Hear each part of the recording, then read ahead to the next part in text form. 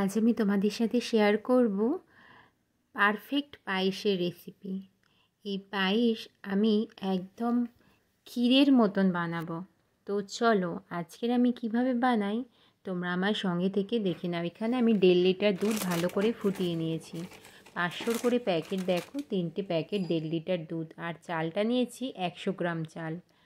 দুধের পরিমাণটা বেশি দিয়েছি যাতে ভালো করে দুধটা ফুটিয়ে ক্ষীরের মতন একদম পায়েস তৈরি করি। ক্ষীরের পায়েস আজকে তোমাদের সাথে শেয়ার করব। তো দেখো, প্রথমে আমি গোবিন্দভোগ চালটা 100 গ্রাম ভালো করে ভিজিয়ে রেখেছিলাম। তারপরে আমি একটু ধুয়ে নিচ্ছি।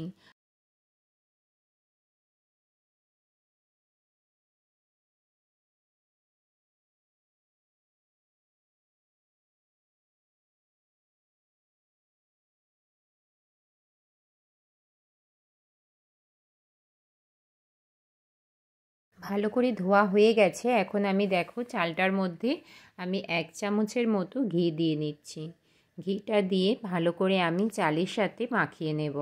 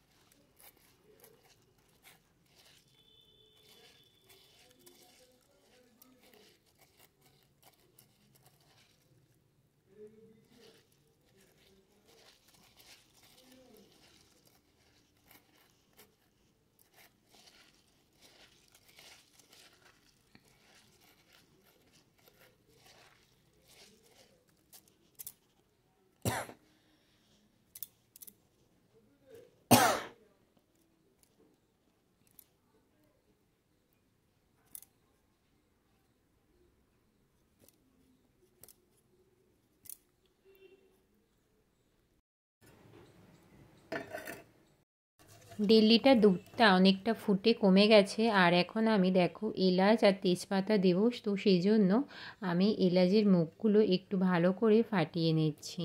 আর তেজপাতাটা ভালো করে, এলাচ তেজপাতা দুটোই আমি ভালো করে জলে ধুয়ে ডাইরেক্ট দুধের মধ্যে দিয়ে নাড়াচাড়া করব।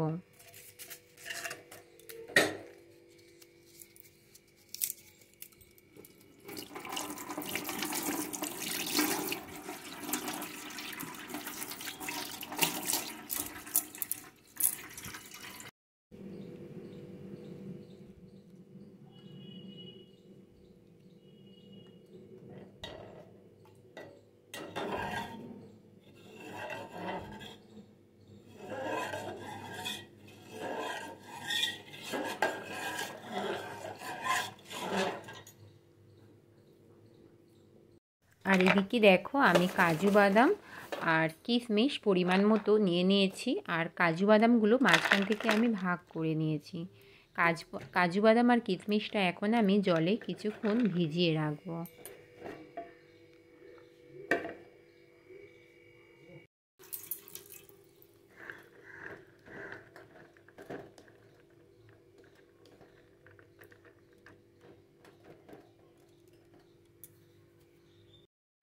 আর এদিকে দুধটা ভালো করে ফুটে গেছে, অনেকটাই কমে গেছে। এই পর্যায়ে আমি যে চালের মধ্যে ঘি মাখিয়ে রেখেছিলাম, তো সেইটা আমি এখন এর মধ্যে দিয়ে নেব।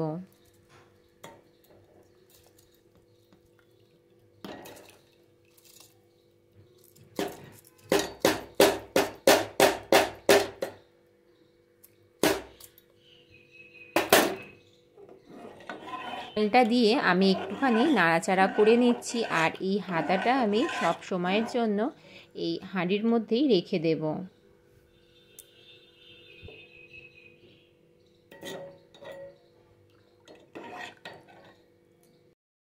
এদিকে দেখো মিষ্টির জন্য আমি এখানে 100 গ্রাম মিছরি নিয়েছি।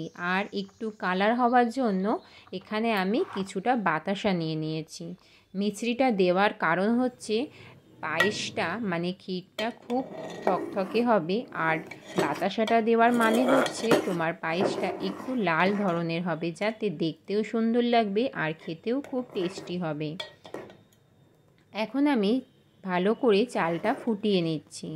যখনই চালটা মাঝখান থেকে ভেঙে যাবে, মানে আমি যখন চিপে দেখব যে চালটা ভেঙে গেছে, তারপরেই কিন্তু মিষ্টি দিতে হয়। যারা পায়েস বানাতে পারো না, প্রথমবার বানাবে মনে করছো, আমার এই রেসিপিটা দেখলে কিন্তু তোমরা অনায়াসে বানিয়ে নিতে পারবে আশা করছি। আমি দেখো কয়েক মিনিট পরে আবারও ভালো করে ফুটিয়ে নিচ্ছি। আমি এই কারণেই বারবার নাড়াচাড়া করছি, আর গ্যাসের ফ্লেমটা আমি আস্তেই করে রেখেছি। আমার ভাতটা ভেঙে গেছে আমি দেখলাম, তো এই পর্যায়ে আমি কাজু বাদামগুলো আগে থেকে দিয়ে নিলাম। কাজু বাদাম আর কিশমিশটা দিয়ে নিলাম। কাজু বাদাম কিশমিশ দিয়ে আবারও একটু কিছুক্ষণ আমি নাড়াচাড়া করে নিচ্ছি।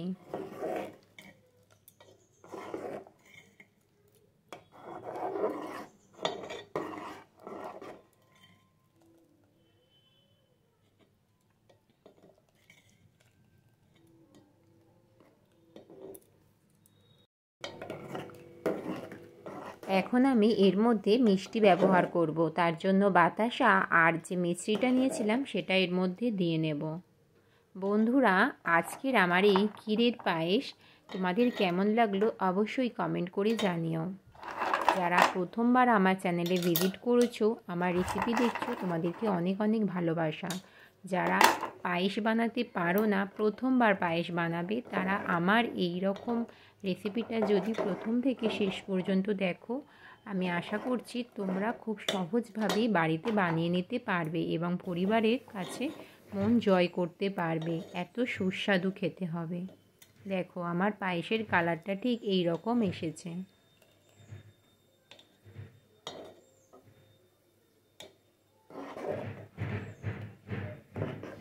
তো আজকের আমার ক্ষীরের পায়েস একদম কিন্তু রেডি হয়ে গেছে। এখন আমি এটা ঢাকনা দিয়ে ঢাকা দিয়ে দেব।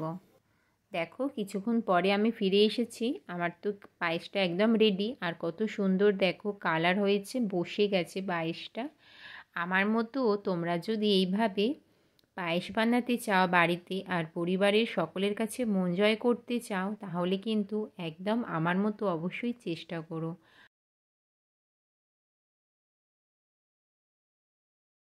আশা করছি তোমরা আমার ভিডিওটা এতক্ষণ ধরে জুড়ে আছো। তোমাদেরকে অনেক অনেক ভালোবাসা আমার সাথে থাকার জন্য।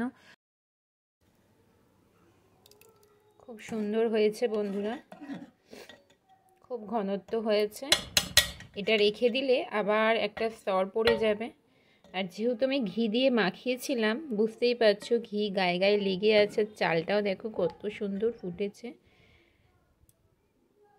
প্রথম থেকে শেষ পর্যন্ত তোমরা আমার সাথে থাকলে তার জন্য তোমাদেরকে অসংখ্য ধন্যবাদ। আজকের ভিডিওটা কেমন লাগলো অবশ্যই কিন্তু কমেন্ট করে জানাতে কেউ ভুলো না প্লিজ। আজকের মতো ভিডিও এখানেই শেষ করছি। তোমাদের সাথে আবারও দেখা হবে নেক্সট ভিডিওতে। টাটা।